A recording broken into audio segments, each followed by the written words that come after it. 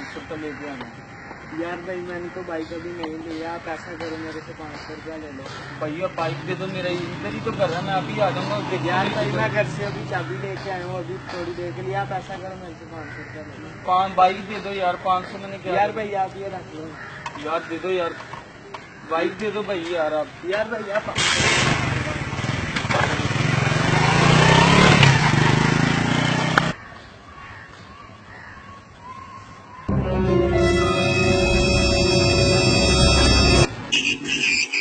Bike ही दे दो यार, मेरी बेगम बीमार है, मैंने ना घर से 5000 रुपये लेके आना, तो आप मुझे बाइक दे दो, मैं अभी आ जाऊँगा, अभी फ़ौरन आ जाऊँगा।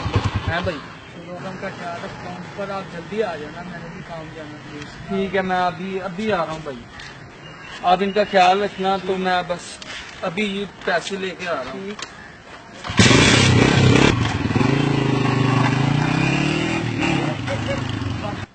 जब हम आएंगे गर्मी थोड़ी बढ़ जाएगी। आल चक मैं आ गया।